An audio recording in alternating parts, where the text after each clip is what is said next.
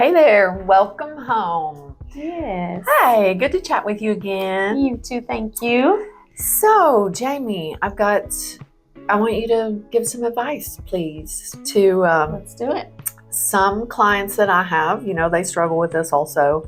Timing the purchase of a new home while also selling their old home. There's a lot of faith and fear and all kinds of weird wrapped up in that for some people. So what would you advise clients who are trying to do both?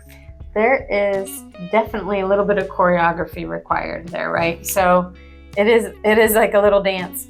I would say the very first start to that is making sure you have a strong team, meaning your realtor, your lender, your title company. Right. All of the team members that are representing you really need to be on board with each other and very clear about what you're doing.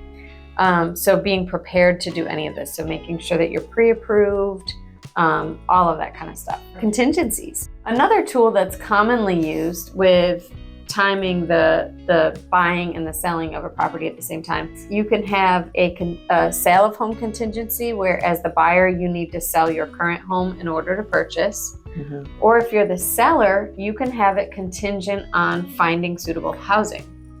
So you can say, we're only closing if I find a suitable home to move into.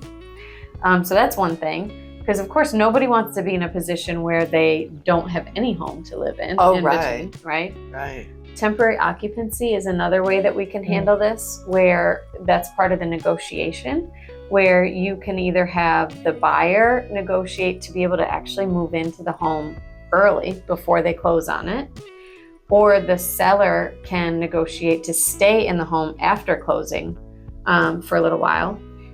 That requires some paperwork. We'll get into that more in depth in another video.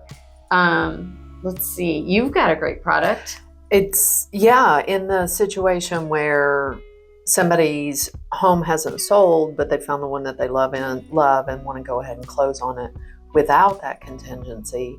We do have a great bridge loan product, which we did do another video about, so we'll link to that in the notes. Yeah, and then also just the timing, the communication between the realtors and between the title companies and communication and the lender. Yeah, communicating with the other team as well, to create simultaneous closings where you're actually selling your house and then purchasing your new house simultaneously. That can happen as well. And then of course there's temporary housing where you can do a short-term rental for a little while. All of these just require checking out our other videos on them to learn about them. But really all of these just require learning about what they are and figuring out which of them is the best fit for your situation. There's no cookie cutter solution, but there are a lot of options. Yeah, it's just having that faith to walk through, knowing you've got a good team in place and you're going to get through whatever. But I get that the timing is scary for some people. And it's a huge concern for a lot of people because of that fear of like, oh my gosh, if I'm